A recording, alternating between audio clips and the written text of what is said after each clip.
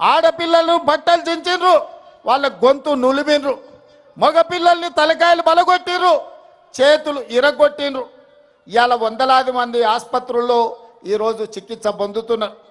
పదుల సంఖ్యలో విద్యార్థులు మాయమైనరు, వాళ్ళని పోలీసులు ఎత్తుకపోయినరా, బీజేపీ నాయకులు కిడ్నాప్ చేసినరా, ఈరోజు తెలియని పరిస్థితి.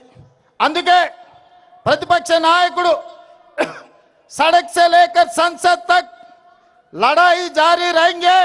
जो जिन लोग विद्यार्थियों को जंतर मंतर में अब लाठी चार्ज किए, आप गोली चलाए, उनके तरफ मैं आवाज उठाऊंगा, उनके मदद में मैं मैदान में आऊंगा। ये मेरा जिम्मेदारी है। मैं ये नौजवानों को हिम्मत दिलाना चाहता हूं అని రాహుల్ గాంధీ, ప్రియాంక గాంధీ గారు మల్లికార్జున్ ఖర్గే నాయకత్వంలో ఆయన ఇంటి నుంచి ప్రధానమంత్రి ఇంటి ముట్టడికి బయలుదేరి. మిత్రులారా, ప్రజాస్వామ్యంలో నిరసన తెలపడం అనేది డాక్టర్ బాబాసాహెబ్ అంబేద్కర్ మనకిచ్చిన రాజ్యాంగ హక్కు.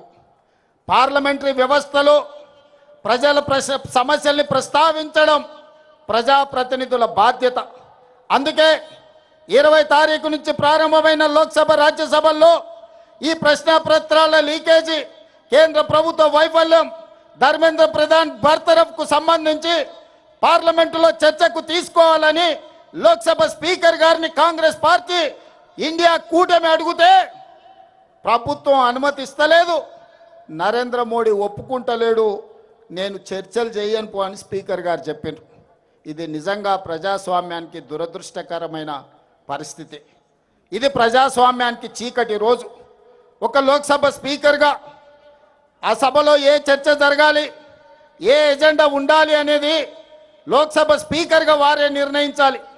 వారు ప్రభుత్వం నుంచి ఒత్తిడికి లోనై నరేంద్ర మోడీ గారు భయపెట్టి లోక్సభ స్పీకర్ గారిని ఈ నీట్ పరీక్షలకు సంబంధించి కానీ, సిబిఎస్ఈ పరీక్షల కుంభకోణం గురించి కానీ ఈరోజు చర్చ జరగకుండా అడ్డుకున్నాడు.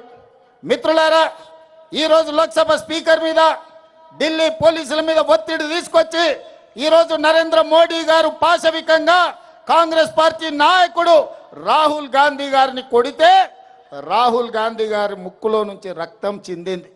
ఆ రక్తం ఈ నేలను తడిపింది. నేను ఒక్క మాట చెప్పదలుచుకున్న నరేంద్ర మోడీ గారికి, నరేంద్ర మోడీ గారు ఈ దేశ ప్రజల కోసం రక్తం చిందించడం గాంధీ కుటుంబంలో రాహుల్ గాంధీ మొదటివాడు కాదు, రాహుల్ గాంధీ చివరివాడు కాదు.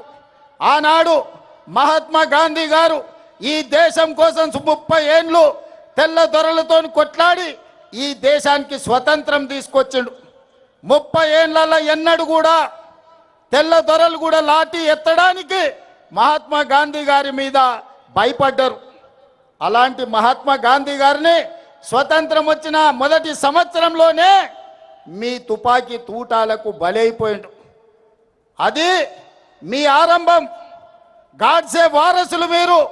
గాంధీజీని ఆనాడు పొట్టన పెట్టుకున్నారు.